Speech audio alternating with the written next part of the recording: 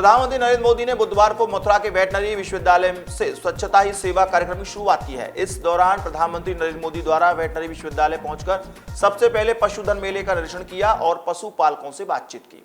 इस गौवंश की शल्य चिकित्सा को भी प्रधानमंत्री नरेंद्र मोदी द्वारा देखा गया। इस दौरान प्रधानमंत्री नरेंद्र मोदी ने प्लास्टिक कचरे को अलग अलग करती हुई महिलाओं से भी मुलाकात की। दरअसल बातचीत के माध्यम से उन्होंने जाना कि किस प्रकार पॉलीथीन को मुक्त किया जा सकता है और पॉलीथीन से किस प्रकार से मुक्ति पाई जा सकती है। व्यवस्था के लिए भी उन्होंने इन्हीं महिलाओं से बातचीत की और जानकारी हासिल की और उनसे तरीके पूछे। पशुधन मेले का निरीक्षण कर प्रधानमंत्री वेटनरी विश्वविद्यालय में आयोजित कार्यक्रम में मंच पर पहुंचे, जहां उन्होंने सभी ब्रजवासियों का अभिवादन किया। इस दौरान उनके साथ मंच पर उत्तर प्रदेश के मुख्यमंत्री योगी आदित्यनाथ, पशुधन मंत्री चौधरी लक्ष्मीनारायण, ऊर्जा मंत्री श्रीकांत शर्मा, केंद्रीय मंत्री गिरिराज सिंह, संजीव बालियान, केंद्रीय मंत्री नागेंद्र सिंह शेखावत, सांसद हेमा मालिनी भी उपस्थित रही। इस अवसर पर मुख्यमंत्री योगी आदित्यनाथ ने अपने संबोधन में कहा कि स्वच्छता अभियान के साथ साथ पशु रोग नियंत्रण पर भी एक बड़ी योजना सरकार द्वारा तैयार की जा रही है, जिससे हमारे पशुपालकों को बेहद लाभ मिलेगा जो पशु रोगों की चपेट में आकर दम तोड़ते थे। अब ऐसे रोगों की रोकथाम के लिए बेहतर उपचार मिल सकेगा। कार्यक्रम में मुख्यमंत्री योगी आदित्यनाथ ने उत्तर प्रदेश में संचालित योजनाओं के संबंध में भी जानकारी देते हुए कहा कि प्रदेश सरकार विकास के पथ पर आगे बढ़ रही है। स्वच्छता मिशन के साथ साथ जन कल्याणकारी योजनाएं लोगों के लिए संचालित हैं। भाइयों बहनों, ये मथुरा वृंदावन की ब्रजभूमि है, जहां पर गोपालन के माध्यम से भारत की कृषि परंपरा को एक नई ऊंचाइयों तक ले जाने के लिए भगवान श्री कृष्ण ने जो एक शुरुआत की थी, जिसके कारण उन्हें गोपाल नाम से भी पुकारा जाता है। गोपाल भगवान श्री कृष्ण की इस धरती पर आदरणीय प्रधानमंत्री जी आज इस देश के अनेक कार्यक्रमों का शुभारंभ करने के लिए हम सब के बीच में सौभाग्य से उपस्थित हुए हैं। स्वच्छता ही सेवा, जिसने पूरे देश को न केवल स्वस्थ रहने और स्वच्छता के माध्यम से सशक्तिकरण की ओर आगे बढ़ने की एक नई प्रेरणा प्रदान की। इस कार्यक्रम के इस वर्ष के शुभारंभ का शुरुआत आज यहाँ पर मथुरा की धरती से आदरणीय प्रधानमंत्री जी करने जा रहे हैं।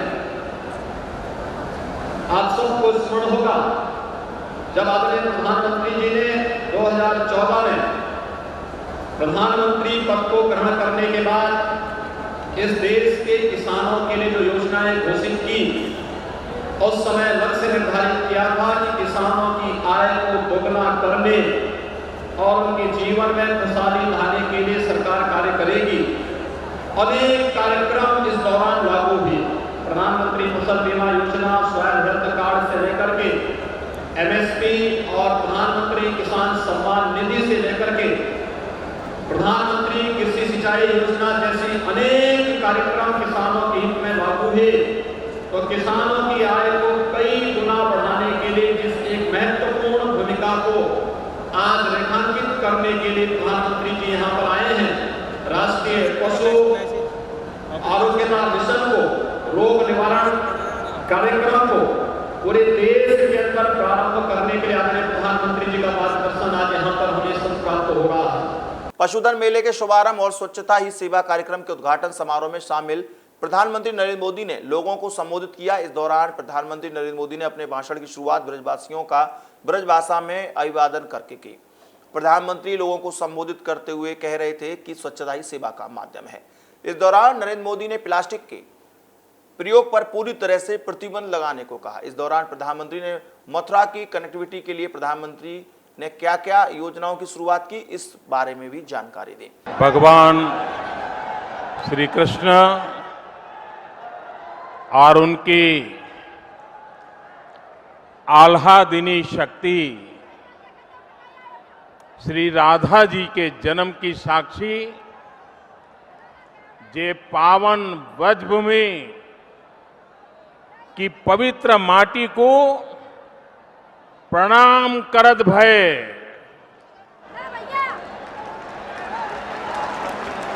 यहाँ आए भये सभी ब्रजवासिन को मेरी राधे राधे।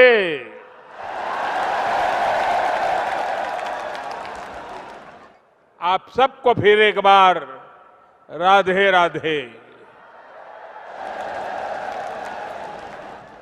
नए जनादेश के बाद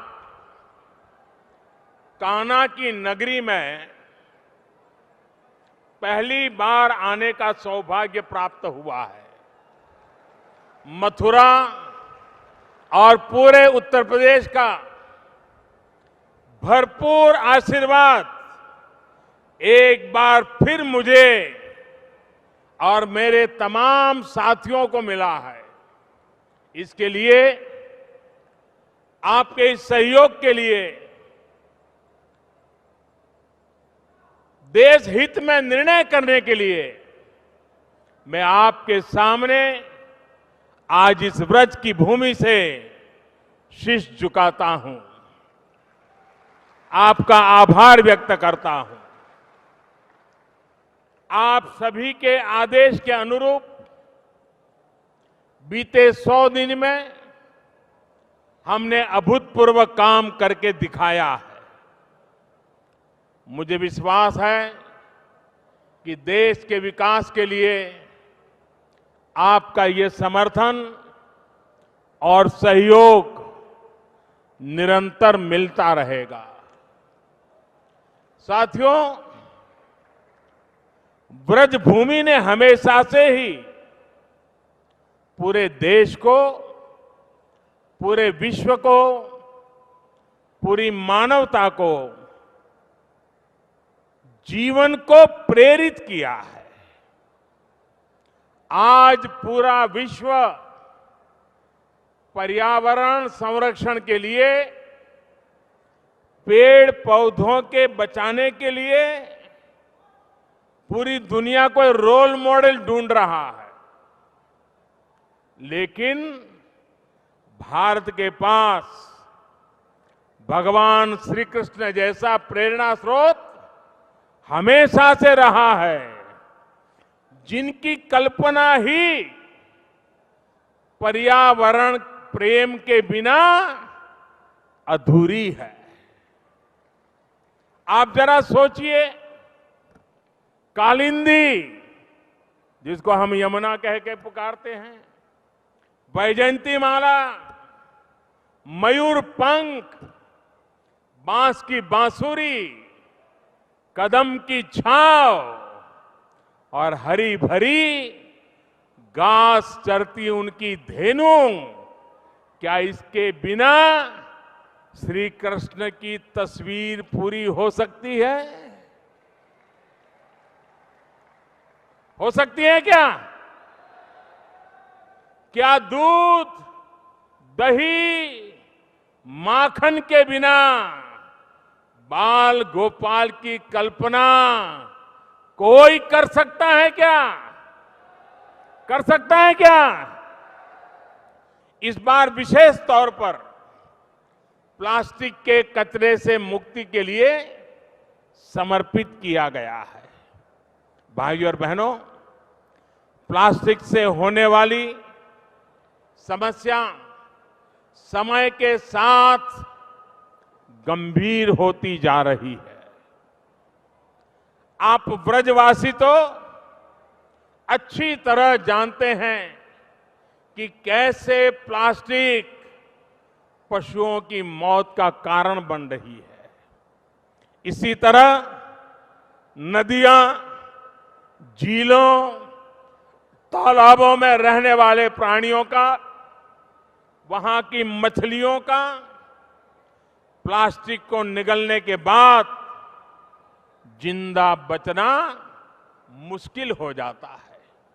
इसलिए अब हमें सिंगल यूज प्लास्टिक, यानी ऐसी प्लास्टिक जिसको एक बार उपयोग करके हम फेंक देते हैं, उससे छुटकारा पाना ही होगा। इस दौरान अपने संबोधन में प्रधानमंत्री ने कहा कि कुछ लोगों को गाय के नाम पर कान खड़े हो जाते हैं। आतंकवाद के खिलाफ भी कड़ा रुख दिखाते हुए प्रधानमंत्री नरेंद्र मोदी ने कहा कि किसी भी सूरत में आतंकवाद को पनपने नहीं दिया जाएगा। आतंकवादी संगठनों का पूरी तरह से खात्मा किया जाएगा। कुछ लोगों के कान पर अगर ओम शब्द पड़ता है तो उनके बाल खड़े हो जाते, गाय शब्द पड़ता है तो उनके बाल खड़े हो जाते हैं। उनको लगता है देश 16वीं 17वीं शताब्दी में चला गया। ऐसा ज्ञान देश को बर्बाद करने वालों ने बर्बाद करने में कुछ नहीं छोड़ा है। और इसलिए हमारे भारत के ग्रामीण जीवन की अर्थव्यवस्था में पशुधन बहुत मूल्यवान बात है। कोई कल्पना करे, क्या पशुधन के बिना अर्थव्यवस्था चल सकती है क्या? गांव चल सकता है क्या? गांव का परिवार चल सकता है क्या? लेकिन पता नहीं, कुछ शब्द सुनते ही करंट लग जाता है कुछ लोगों को। 11 सितंबर को 9/11 को अमेरिका में इतना बड़ा आतंकी हमला किया गया कि दुनिया दहल गई। भाइयों और बहनों, आज आतंकवाद एक विचारधारा बन गई है जो किसी सरहद से नहीं बंधी है। ये एक ग्लोबल प्रॉब्लम है, ये ग्लोबल थ्रेट बन गया है जिसकी मजबूत जड़ें हमारे पड़ोस में फल फूल रही है।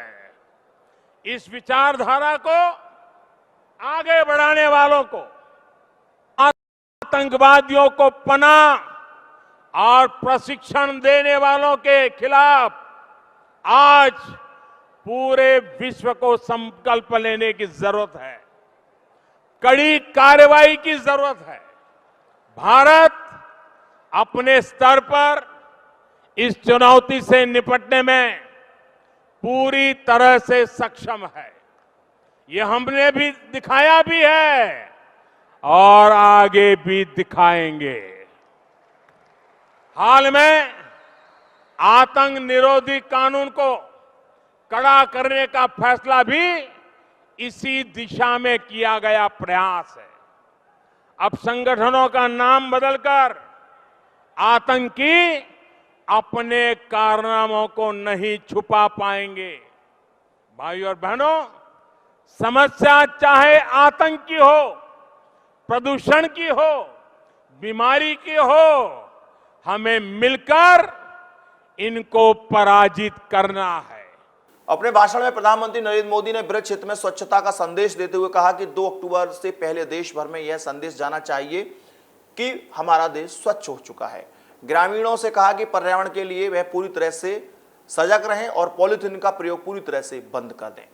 हमें ये कोशिश करनी है कि इस वर्ष 2 अक्टूबर तक अपने घरों को, अपने दफ्तरों को, अपने कार्यक्षेत्रों को सिंगल यूज प्लास्टिक से मुक्त करें।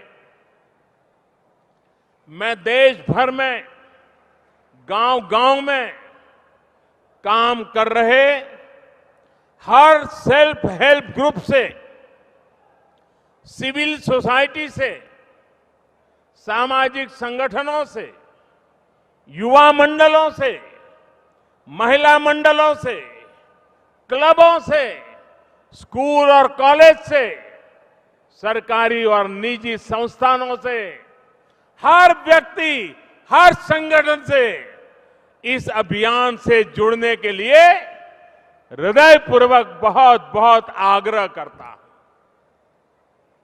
आपके संतानों के उज्जवल भविष्य के लिए हमें ये करना ही होगा।